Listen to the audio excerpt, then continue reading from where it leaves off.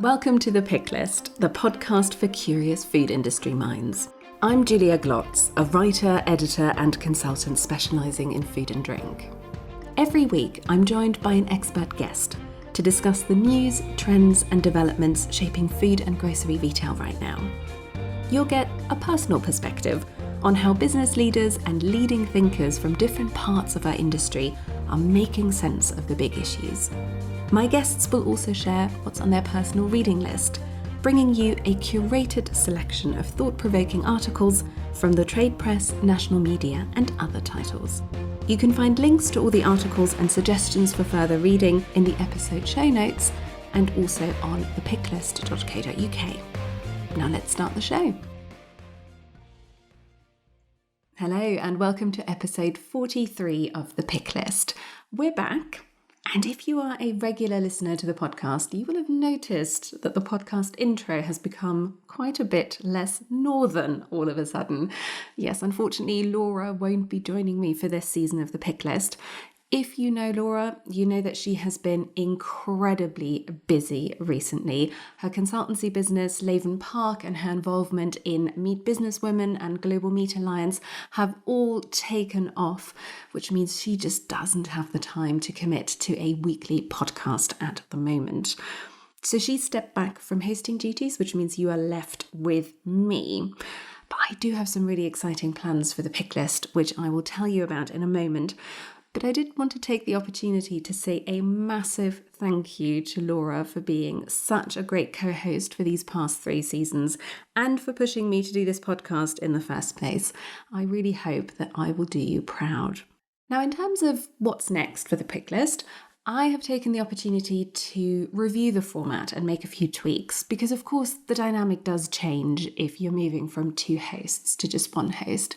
So I've primarily cut back on the articles that we're discussing, just to give my guests a little bit more scope to talk about themselves, their personal story, how they got involved in food, and just give us more of a sense and context around what they're working on at the moment. I also have some really great guests lined up for this season already, which I'm super excited about. And I really hope you will enjoy this new, slightly tweaked format of the Pick List and that you will continue listening and supporting the podcast. Incidentally, the best way to support the Pick List is to leave a 5-star rating and review on whichever platform you are listening. So with all of this out of the way, let me tell you a little bit about my guest this week. I'm joined on the podcast this week by Jake Karia, the founder and managing director of Food Attraction. Food Attraction is a very interesting business. They are a manufacturer based in Leicester with a track record of more than 20 years of producing products for a whole range of food service companies, restaurants, hotels, airlines, railway operators, retailers. But they're also a challenger brand because they own the Jake Nayn brand, which is a relatively new brand. And they are, in fact, part of the Sainsbury's Future Brands programme with that brand. So Jake has a really interesting vantage point on the food industry, a really interesting perspective to share. He's also just someone who tells it like it is. So you'll hear him talk about the challenges around cost inflation and recruitment, coping with the pandemic, but also why he decided to step up investment in his brand just as COVID started to hit and why that proved to be a very good decision indeed. And also some of the opportunities he sees in food to go after COVID. But first, let me bring you up to speed on what's been happening in food and grocery this week. Co-op has announced a partnership with Amazon to sell 3,000 grocery products via amazon.co.uk. Amazon has also teamed up with Deliveroo to offer free takeaway and grocery delivery to Amazon Prime members. On the packaging front, Tesco has launched refillable aisles in partnership with Loop in 10 stores following a year-long online trial. And Morrisons has announced a zero-waste trial in 6 Scottish stores in partnership with Nestlé. Turning to Christmas, Waitrose and John Lewis have announced plans to recruit an extra 7,000 temporary roles ahead of the festive season. That's 2,000 more roles than last year. And Sainsbury's has said all its stores will stay closed on Boxing Day this year as a thank you to staff. On the product side, Aldi has teamed up with Tony's Chocolonely to launch an own-label range of ethical chocolates called Choco Changer. And Nomad, the owner of Birdseye, has struck an eye-catching partnership with a startup that specialises in lab-grown seafood. The latest Kantar figures were also out this week. Take-home grocery sales remain considerably higher than before COVID, but we're continuing to see a move away from some of the key pandemic shopping trends, including the big weekly shop. Top-up shopping is on the rise again, and the average online basket is now £17 smaller than during the first lockdown.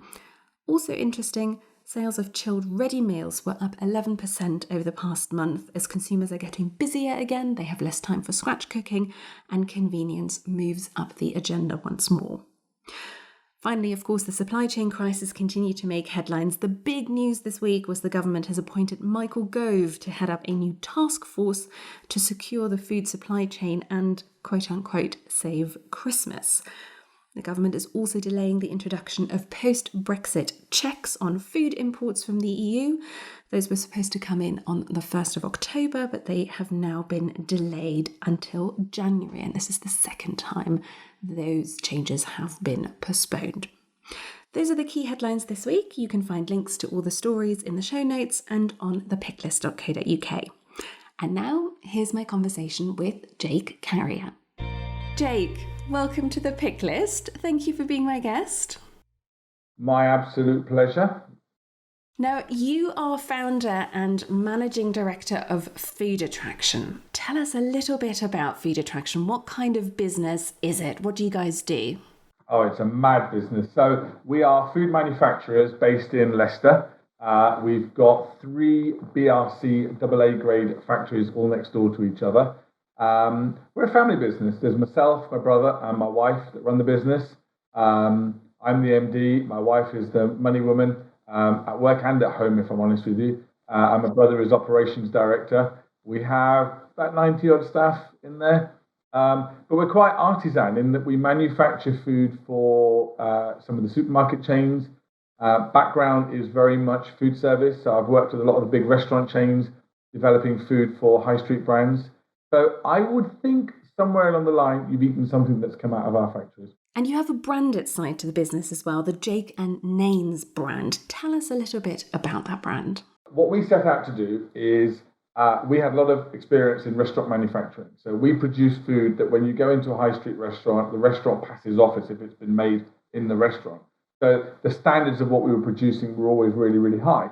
And what really sparked the brand off was, and I think this is important for where we are today in society, in that you had all these high street specialist food to go operators, people like Leon Pret and things like that out there, that always had queues at lunchtime. Yet when you went to a sandwich counter at Tesco's or Sainsbury's or somewhere, or Co-op or wherever, there was no queues. We had this huge surge of street food festivals, and you go into London and there are street food markets all over the place. And again, you had queues, and the prices that these guys were charging were insane, but it was damn good food. So we thought, well, with our restaurant experience, why can't we replicate what these guys are doing, use the BRC AA grade accreditation that we have as our anchor, but actually then produce that for retail. So that's what we did. And rather than sort of re-come up with new flavors of sandwiches or new flavors of wraps, we actually came out with a new concept, which was the Nanster, which is a filled naan bread. It took us 2 years to develop the bread to make sure that it's microwavable. It's soft and fluffy. It doesn't go chewy, rubbery, or hard. And then we filled it with chicken tikka masala. Who doesn't like chicken tikka masala? Quite. Chickpea curry, which is actually my favorite. Bolted chicken. We've just done an insanely hot one called a Naga Chili Nanster, which we did for marketing purposes and stuff. But you know what? It blew up. So Sainsbury's listed it. So yeah, and then we do burritos, we do samosas, and then at the lunch show coming up next week. A week today we'll be panicking, have we got everything on the stand properly? But yeah, in a week's time, we're there showing some of our innovation. Now, obviously, in terms of the sort of sectors that you supply into, and you've already talked about, there's obviously the food to go side of things, there's ready meals, there's airlines, there's restaurants. So quite a few sectors that have had some interesting times recently. I'm really interested to understand how you steered the business through that. If you take us back to the height of the pandemic, the height of lockdown, where did you see the biggest impact in your business, and what did you do in response? How did you change your strategy? I'm still trying to get my head around you using the word interesting. That's not a word I would use, but bearing in mind this is before 9 o'clock watershed. Be careful about the words that I use. So look, we've been through crap times before. We've been through various recessions and really crap times. I couldn't have anticipated what was about to happen. To talk now about the country going into lockdown to us seems the norm. Back then, I would put that along the same lines as aliens landing in the car park and little green men running around, sort of thing. To put the world into lockdown the way that it went into was just crazy. But we decided at that point was to increase the investment in marketing in the Jake Nayn brand, which was an innovative, disruptive brand out there, and then see what happens with the rest of it, knowing that retail would still carry on. It was a scary gamble because there were a few people in that boardroom, my wife included, saying, no, we need to batten down the hatches, preserve as much money as we can to ride through it. But the entrepreneurial side of it, the risk taker, I guess, side of it, said, no, we need to force ahead, because if you can become established as a brand in a really difficult time like COVID, then actually you're a brand for life. And we did that, and actually then we went into lockdown, and we lost all of our airline business, all of our railway business, all of our food service business. We lost some of our contract manufacturing. And it wasn't that it whittled down, it just stopped dead. But what actually happened, we had probably a month of really scary period in there. But actually everything then went the opposite way, and we actually grew the business. So we actually ended up the year up, even having lost such a significant chunk of the business because of the investment we put into Jake Nayn's. In there, and the retail sector was still growing, and even though our sector, food to go, I think dropped by about 46%, we not only recovered the business that we'd lost, we not only bucked the trend. I think we showed a very, very good growth actually in that sector, but we managed to grow the business as a whole. It's an amazing story, I think, because as you say, it required you to make quite a tricky judgment call in a really, really difficult situation. And I wonder to what extent your personal story of how you ended up going into the food industry in the first instance perhaps plays a role here in how you approach some of those challenges, because you've got a really interesting story. You did something totally different initially. You worked as an estate agent, and then you sort of ended up in food. And it sounds like took quite a few entrepreneurial risks along the way as well. Tell us a bit about how you went from selling houses to manufacturing foods. I think if you go right back to the beginning, I'm an immigrant. I came in from East Africa back in 1970. That's where I was born. And I think by our very nature, we were always entrepreneurial, hugely entrepreneurial. But I knew I always wanted to work for myself. I've never been afraid of hard work at all. And Mum is an amazing cook. So what used to happen, and I used to run a pretty big office just outside London in there. Whenever I came home to visit Mum in Leicester, she'd pack some food, I'd take it back with me. And as soon as I opened my lunchbox in my office, all my staff would devour everything that was in there because it tasted so good.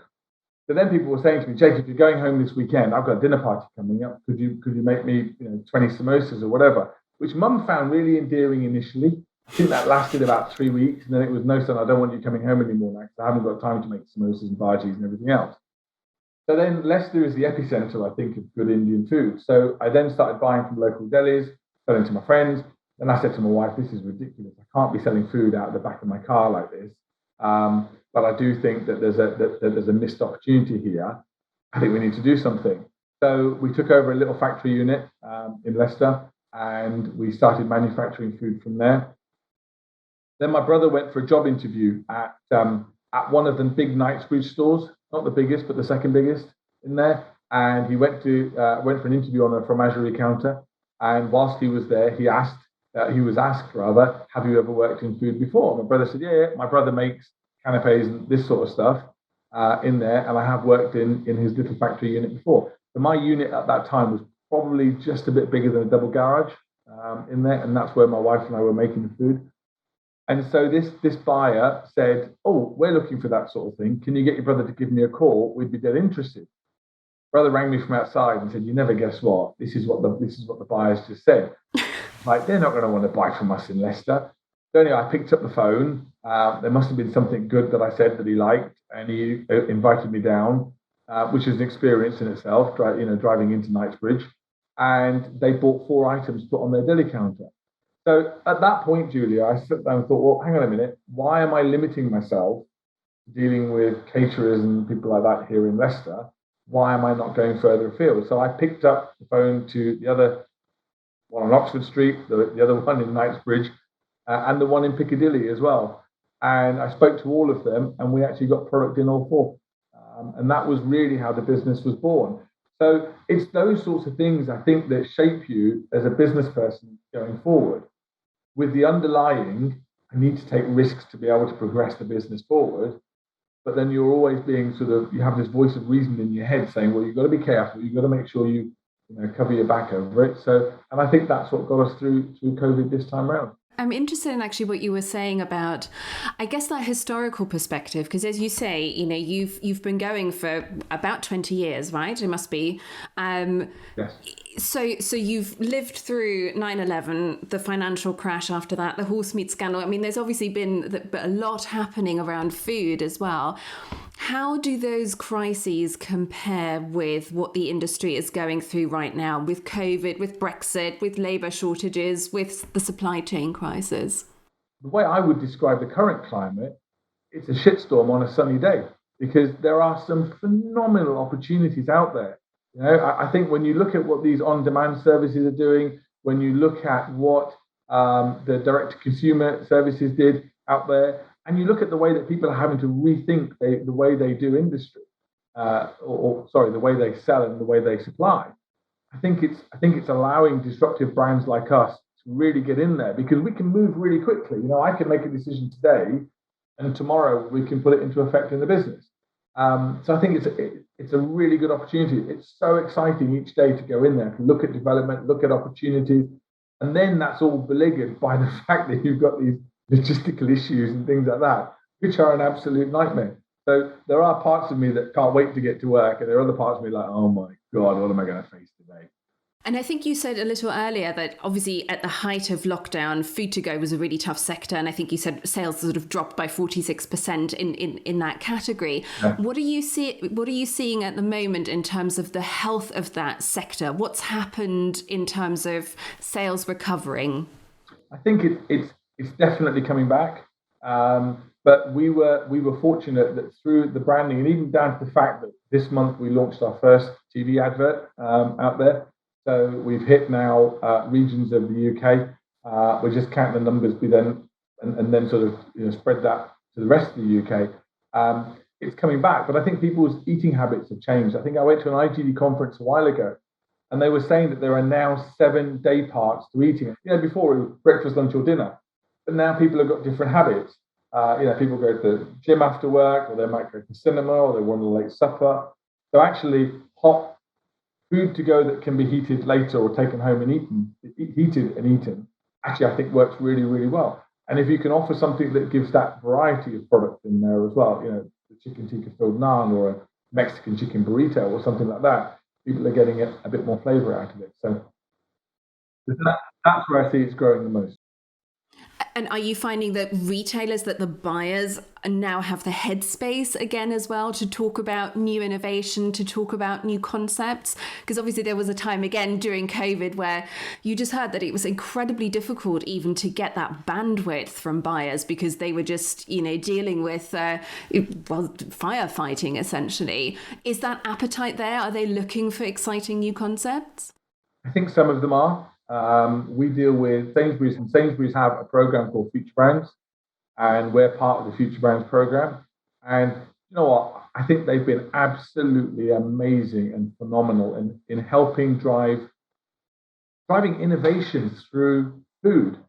And it's paid off for them in there. I'm hoping I can say that, but it has paid off for them, and it's helped propel our brand within there as well. And by the same token, we've exclusively invested in what we're doing within Sainsbury's. But you know what? There needs to be more of that. There are. You again. I'm sorry to go back to the lunch show, but you'll go there, you walk around, and there'll be so many innovative brands. Now, don't get me wrong. Some of those brands don't have the ability to scale up to go into large-scale retail the way that perhaps we did. Some of them are, and they're desperate to do that. And if they can get the support of a big retailer to go out there and help them launch that brand in there, then I would shop at a particular retailer if I know I can buy a particular product just from there. And I think that's so key to where we're at the moment. I don't think convenience has quite latched onto that. I know they've got less floor space. I think they're missing a big trick. These innovative brands almost make them like a deli type business. And actually people then see that as a destination shop rather than just a convenience shop. And to be honest, allow those disruptive brands to communicate to the community that my product is available here, go buy it. Because we are doing work on social media. You don't need to see what Little Moons did with Tesco's not so long ago and how that went viral and what that actually did to them. And that is the holy grail. I'm trying to find something viral, and they're getting me dancing on TikTok, Julia. It's not a good look. It really isn't. Oh, well, you need to give us the link. That sounds like something we need to be sharing with the wider world. Yeah, I think this is something I'm going to regret having said now. But yes, I am doing some crazy dances, my brother and I, over it. And apparently it helps sell food. But if that's what it takes, that's what it takes. Now, we're already talking about social media and Gen Z, but you are really interested in Gen Z more generally and in how we can create workplaces that are perhaps a little bit more welcoming to Gen Z. Why is there such an area of interest for you? Look, Generation Z, I think, is such a formidable force. When I started business, I used to wear a suit, shirt and tie when I used to go into work. And then over a period, we got rid of the tie. And I thought, wow, that was so vogue, getting rid of the tie and going in with a written shirt sort of thing. Only one button down. I didn't go down the two buttons, only the one button. And then we went from there to wearing chinos and shirts. And then from there, we went to wearing polo tops and chinos. I was like, wow, I'm a real rebel here.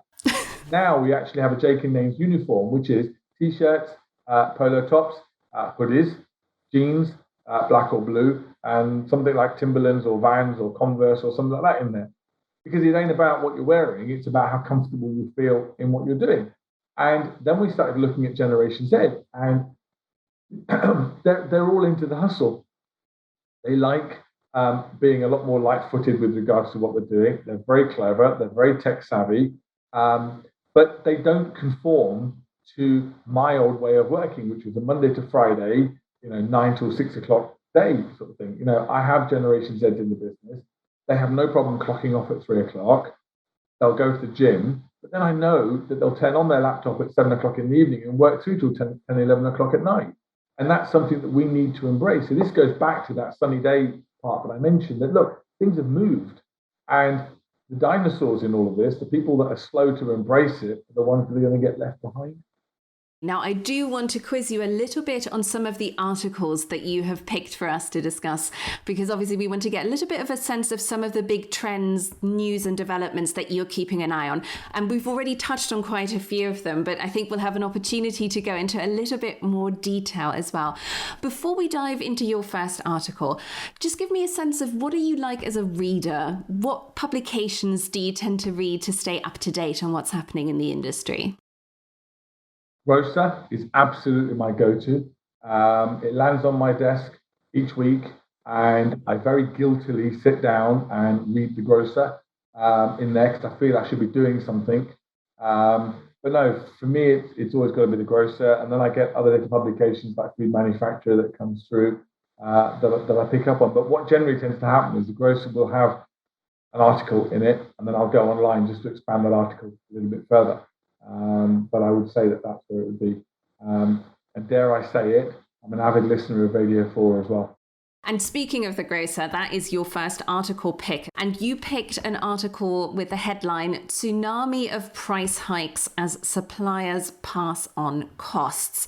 And the headline really tells you what that article is about. It's suppliers in their negotiations with retailers, or at least some suppliers at least, now managing to pass on some of the increased costs that we're seeing in the supply chain, with the expectation that a lot of those costs will then be passed on to consumers in the form of higher food prices. And before I ask you about your take on this, I think it's probably worth saying for context, we've just had the latest ONS figures out this week as well, haven't we? Which showed inflation making its biggest jump on record in August, food and drink being one of the key drivers in that. And there's a little bit of distortion there because we had Eat Out to Help Out last year. So some of the comparatives are possibly a little bit distorted, but still, clearly on the basis of this article, lots more to come in terms of higher prices. And I think that's the key. I think there's a lot more to come. Yeah. You know, that shitstorm that I mentioned is absolutely that. And look, if I'm making a product, there are probably 20 to 30 ingredients in that product. And if I'm getting 2 or 3 or 4% price increases on each of those ingredients, and then I've got a packaging increase, then I've got a transport. I mean, transport's just hysterical at the moment.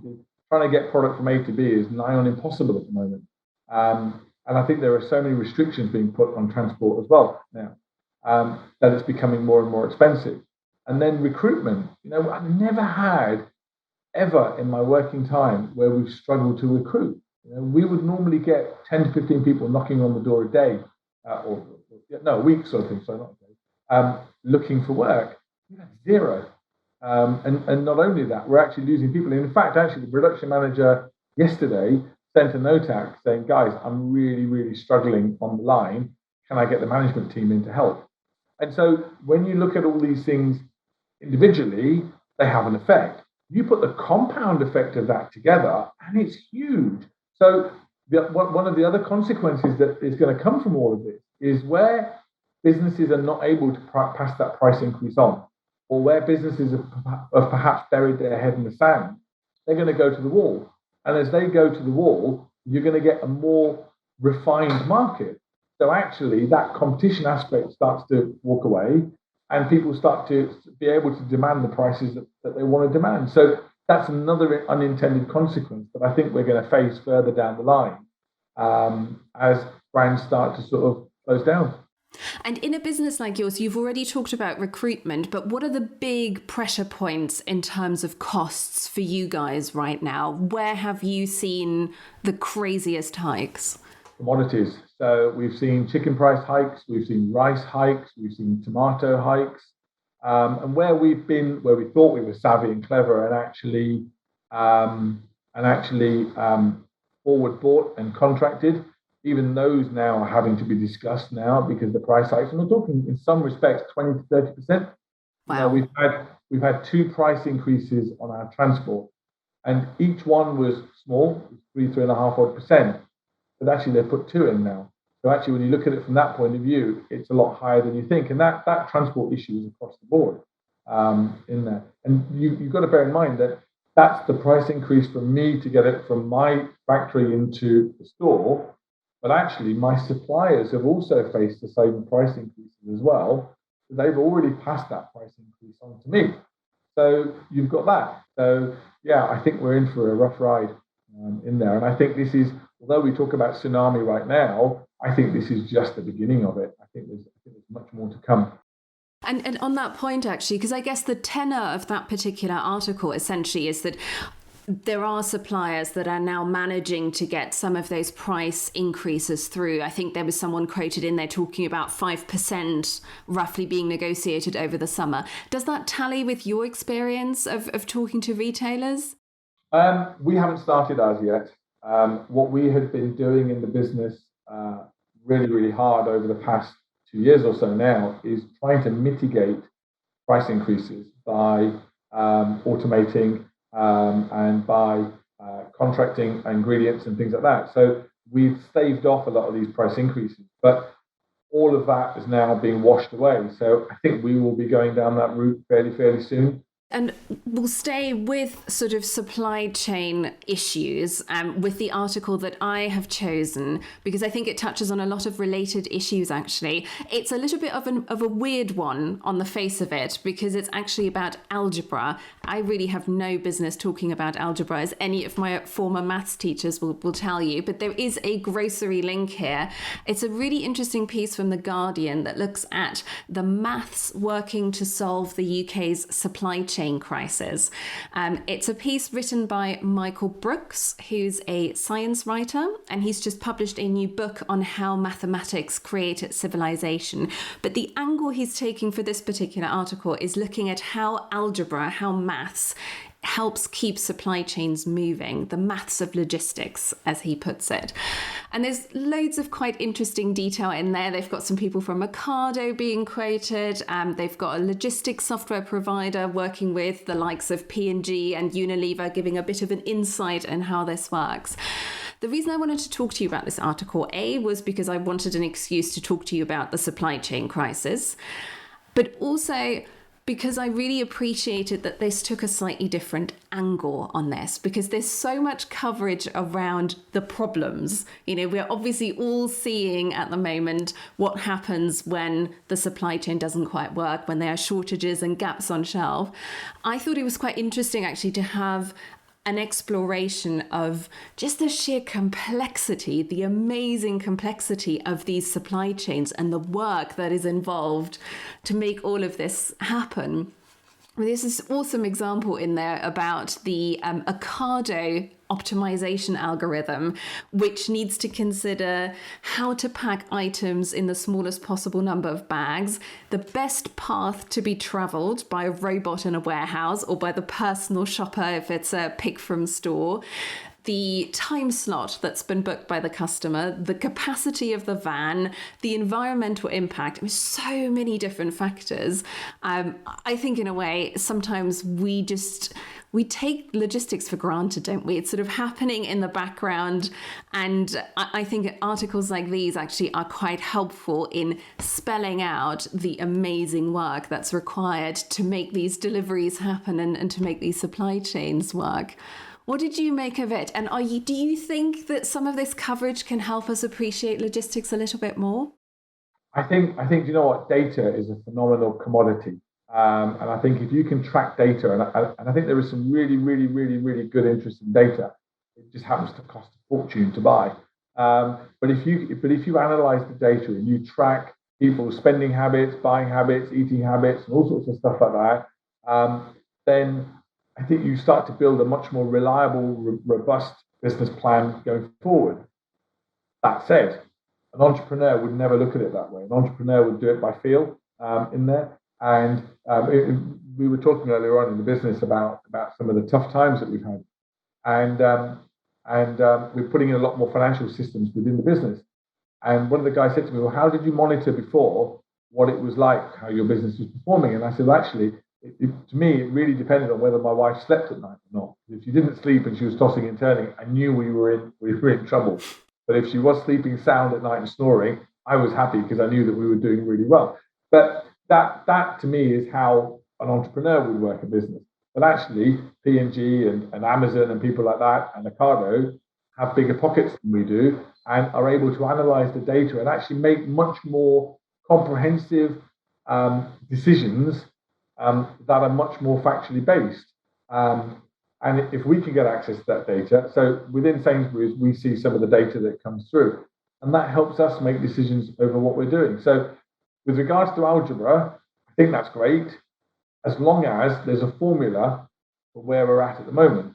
But for what we've just gone through with COVID and things like that, there is no formula in there. We've never been through that sort of situation before. So I think to a certain extent, we can apply algebra and we can look at the data on it. But even that, they're literally painting by numbers over it because it's still evolving, it's still growing. And then you throw a spanner in that, like a little moons concept, where you throw this viral campaign through in on it, and it blows it all out the water. But I guess it's good to have an underlying line that you can then look from. How do you find striking the balance between wanting to be a little bit more data driven and perhaps using some more of that algebra with the instincts that make an entrepreneur who you are?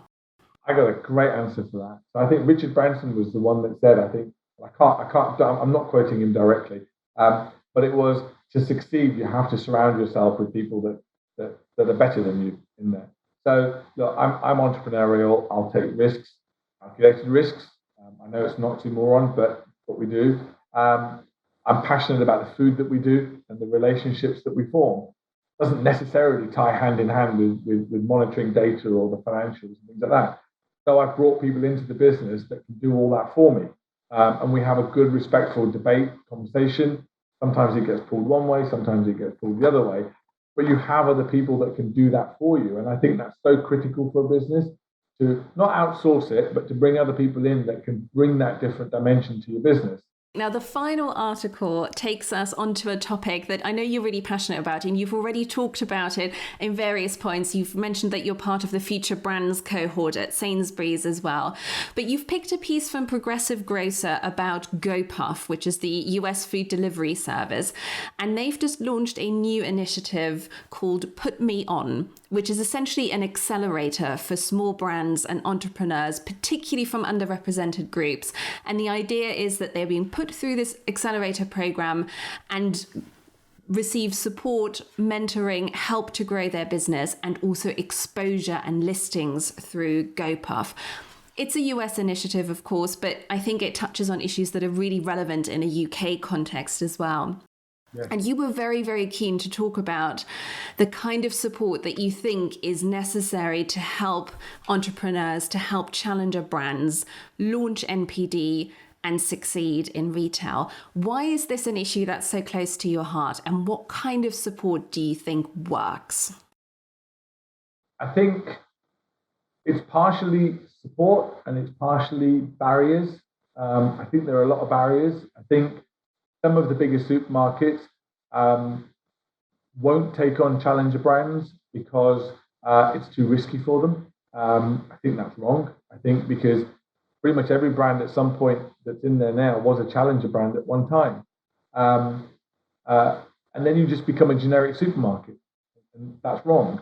I think within other areas, there are lots of barriers put in place for financial barriers. And I think, as a challenger brand that's investing every penny they've got back in marketing and making people aware of what their product is, they haven't got the funding to be able to put that investment in.